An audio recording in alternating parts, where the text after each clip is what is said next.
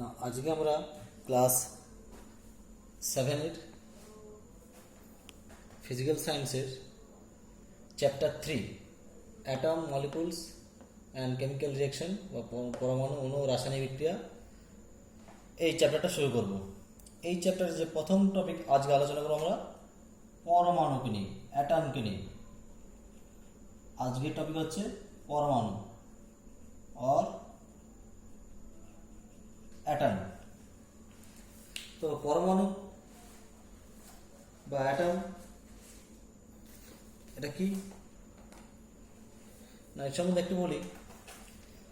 আজ থেকে প্রায় 2500 বছর আগে গ্রিসের দুজন দার্শনিক লিউকিপাস ও তার ছাত্র ডিমোক্রিটাস বলেছিলেন যে কোনো জিনিসকে আমরা যদি ক্রমাগত ভাঙতে থাকি তাহলে এক সময় তাকে কিন্তু আর ভাঙা যাবে না। যেমন ধরো তুমি একটা আস্তে একটা গোটা ইটকে নিলে, ইটকে তুমি ভাঙলে, হাতুড়ি দিয়ে আঘাত করে ইটকে ভাঙলে, ছোটো হয়ে টুকরো হলো। তাহলে আমাদের একটা যদি ইটকে নিয়ে আমরা তাই আঘাত করি তাহলে ছোটো হলো টুকরো হয়ে যাবে। সেইগুলোকে যদি আবার ভাঙি আমি তাহলে আরও ছোটো ছোটো টুকরো হবে। সে যদি ভাঙি তা আরও ছোটো টুকরো হবে। একসাথে ভাঙতে ভাঙতে এক সময় কী হবে, আমরা ইটের একটা কণা পাবো, যে কণাটাকে কিন্তু বা ছোট্ট কণাটাকে কিন্তু আমরা ভাঙতে পারবো না। এই কণাটা দিয়ে কিন্তু সমস্ত ইট তৈরি, এই কণাগুলো দিয়ে কিন্তু ইট তৈরি। তো এইগুলো বলেছিলেন লিউকিপাস ও তার ছাত্র ডিমোক্রিটাস। তাহলে ওনারা কি বলেছিলেন যে কোনো জিনিসকে ক্রমাগত যদি ভাঙতে থাকি তাহলে একসময় তাকে আর ভাঙা যাবে না। যে এই অতি ক্ষুদ্র কণাটাকে, যে কণাটাকে আমরা পেলাম, যাকে আর ভাঙা যাচ্ছে না, ডিমোক্রিটাস তার নাম দিলেন অ্যাটমস। ডিমোক্রিটাস তার নাম দিলেন এই যে ক্ষুদ্র কণা, এই যে কণাটা, ছোট্ট কণাটা যেটাকে আমরা ভাঙতে পারছি না, এই নাম দিলেন ডিমোক্রিটাস অ্যাটমস। গ্রিক ভাষায় অ্যাটমস মানে হচ্ছে যাকে আর ভাঙা যায় না।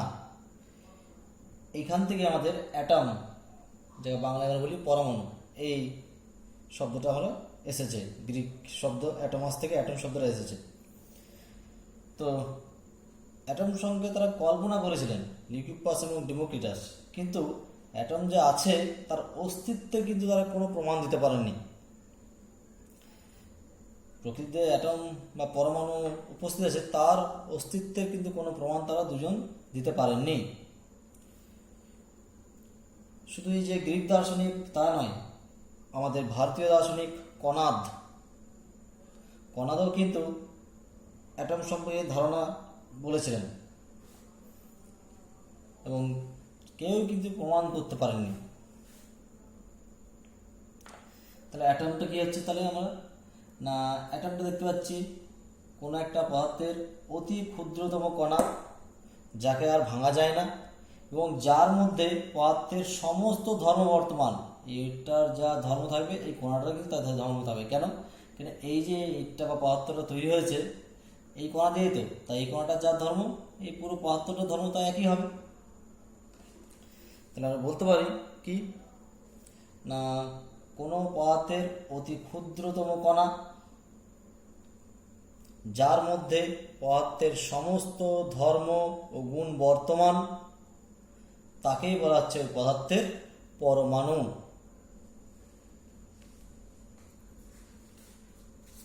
The smallest particle of an element having the chemical properties of the element and which may or may not have an independent existence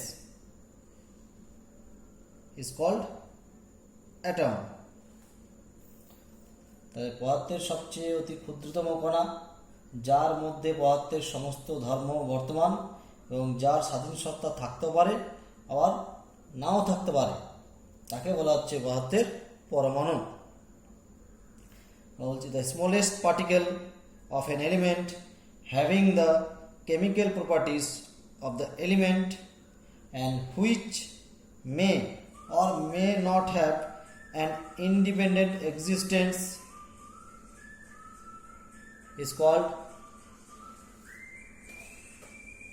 atom.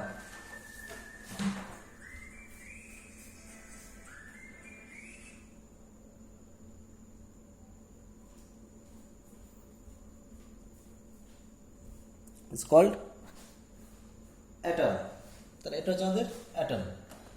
এবারে আমরা বলব কি অ্যাটমটা কি, এটা ভাঙা যায় না, কিন্তু পরবর্তীকালে অ্যাটমকে ভাঙা যায়। পরবর্তীকালে দেখা যায় অ্যাটমকে আমরা ভেঙে তিনটে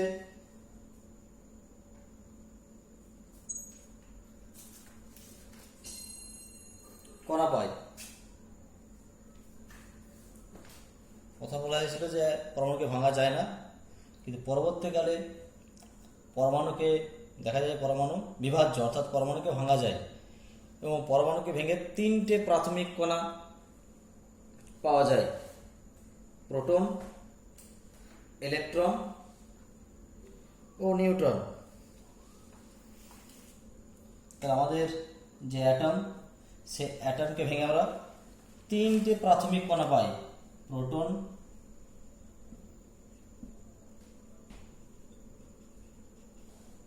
electron O neutron.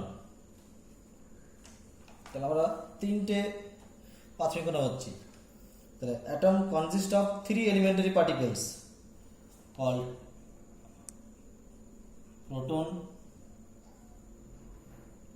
electron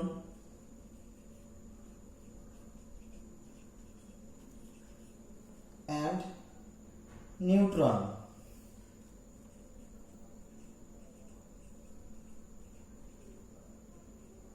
Neutron, 3 elementary particles. Atom consists of 3 elementary particles: proton, electrons and neutrons.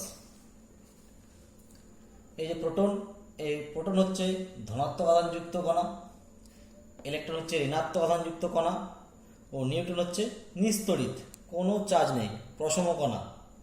Proton আর positively charge particle, electrons negatively charge particles and neutron হচ্ছে neutral or without charge. Neutral or without charge. Neutral have no any charge.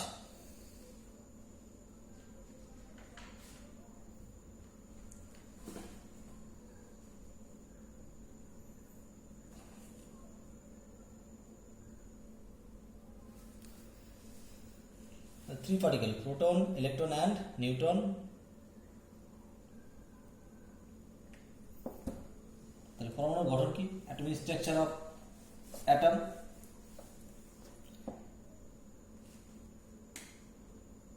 We consider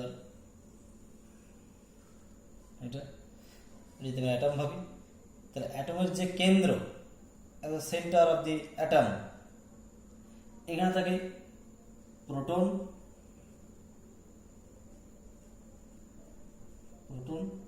যাকে আমরা positive charge বলি, আর থাকে neutron, যেটা আমরা নিস্তড়িত, এটা শূন্য চার্জ, যেটা নিস্তড়িত, নিউট্রাল আর হ্যাভ নো চার্জ ইলেকট্রিসিটি, সেটা জিরো। তাহলে আমার এখানে কি থাকে? প্রোটন থাকে আর নিউট্রন থাকে at the centre of the atom. This is called nucleus of the atom. এই যে কেন্দ্রে প্রোটন আর নিউট্রন একসাথে থাকে, এই যে অঞ্চল, এই অঞ্চলটা বলা হয় পরমাণু নিউক্লিয়াস। আর পরমাণুর সমস্ত ভর এই কেন্দ্রেই থাকে, পরমাণুর এই জায়গাগুলো ফাঁকা, এখানেই সমস্ত ভরটা থাকে। এই জন্য পরমাণুর যে ভর, সেটা প্রোটন আর নিউট্রনকে নিয়ে হয়, সেটা পরে আসছে, আমরা আলোচনা করব। তাহলে এই যেটা, এটা বলা হয় পরমাণুর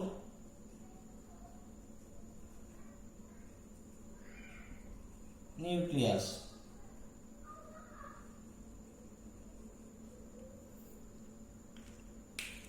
এই বলে পরমাণুর নিউক্লিয়াস। আর এই যে নিউক্লিয়াস, এই নিউক্লিয়াসের বাইরে থাকে ইলেকট্রন। ইলেকট্রন হচ্ছে আমাদের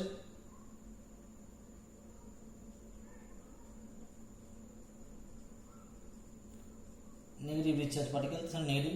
তাহলে এইখানে থেকে আমাদের ইলেকট্রনগুলো, ইলেকট্রনটা এই যে বৃত্তাকার কক্ষপথে যে সার্কুলার পাথ, এই যে বৃত্তাকার এটা বলা হয় কক্ষপথ और ऑर्बिट और सेल, অরবিট আর সেল। তাহলে এটা আমরা জানলাম। তাহলে কি না, আমাদের অ্যাটম হচ্ছে তিনটে প্রাথমিক কণা দিয়ে গঠিত, প্রোটন, নিউট্রন আর ইলেকট্রন। প্রোটন হচ্ছে ধনাত্মক আধানযুক্ত কণা, নিউট্রন হচ্ছে নিস্তড়িত, কোনো চার্জ নেই, কোনো আধান নেই, আর এটা হচ্ছে ঋণাত্মক আধানযুক্ত কণা। Now, three types of small particles are present in an atom. The existing three types of particles are proton, which is positively charged particles, neutron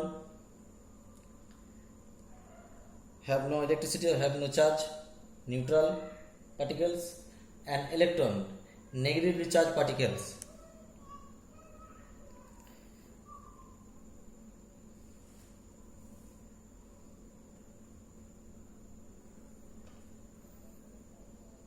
Now, proton and neutrons are grouped at the small place at the center of an atom, which is called nucleus.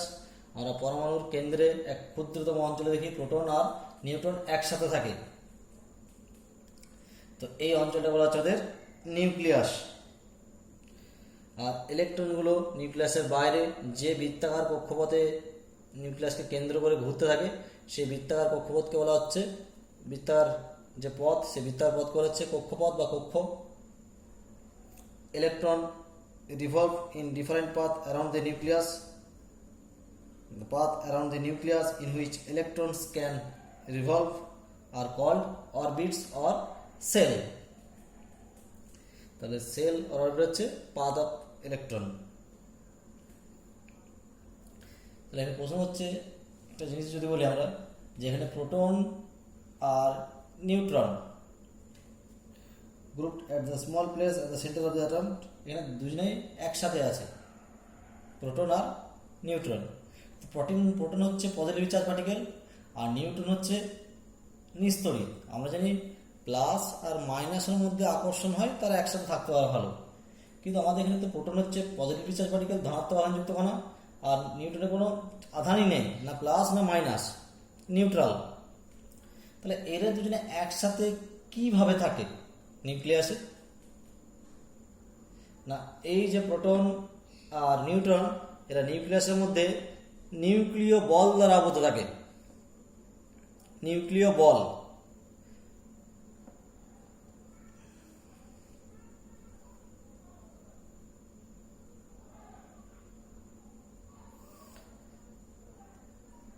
proton and neutron attract each other by nuclear force of attraction. A nuclear force of attraction present between proton and neutron. এটা কিভাবে তৈরি হয় না, আমাদের নিউক্লিয়াসের মধ্যে proton নিউট্রনে আর neutron প্রোটনে ক্রমাগত রূপান্তর হতে থাকে। একটা প্রোটন নিউট্রনে চেঞ্জ হয়, নিউট্রন প্রোটনে, এই যে রূপান্তর চেঞ্জ, এটা সবসময় চলতে থাকে। এর ফলে নিউক্লিয় বলের সৃষ্টি হয়। At the nucleus, proton convert into neutron and neutron also converted into proton. That's why nuclear force is produced in the nucleus. The nucleus মধ্যে এইভাবে প্রোটন আর নিউট্রন একসাথে নিউক্লিয় বল দ্বারা আবদ্ধ থাকে। তাহলে এটা হচ্ছে আমাদের পরমাণু। তো আমাদের পরমাণুর মধ্যে কি হয় না, পরমাণুর মধ্যে প্রোটন সংখ্যা আর ইলেকট্রন সংখ্যা সমান থাকে। কোন একটা পরমাণুর, কোন একটা মৌলের পরমাণুতে প্রোটন সংখ্যা আর ইলেকট্রন সংখ্যা সমান থাকে। The number of proton and electron in an atom of an element are equal. Hence the atom of an element in its normal state is chargeless or neutral. এই জন্য আমাদের কি হয়, কোনো একটা পরমাণু কি হয়, নিস্তড়িত হয়। এখানে দেখো আমাদের তিনটে কণা আছে, প্লাস মাইনাস আর জিরো। তাহলে আমার যদি প্রোটন আর ইলেকট্রন সংখ্যা যদি সমান হয়, তাহলে প্লাস আর মাইনাস একের ইকুয়াল কি হবে, ক্যান্সেল করে দেবে। এই জন্য কোনো একটা পরমাণুর মধ্যে প্রোটন আর ইলেকট্রন সমান থাকার জন্য পরমাণু কি হয়, নিস্তড়িত হয়, কোনো চার্জ থাকে না, আধানবিহীন হয়। The number of proton and electron in an atom of an element are equal, hence the atom is chargeless or neutral. এই জন্য পরমাণু নিস্তড়িত আর চার্জলেস হয়। এটা হচ্ছে সাধারণ একটা প্রোটনের। পরবর্তী ক্লাসে আমরা আরও পরমাণু সম্পর্কে জানব।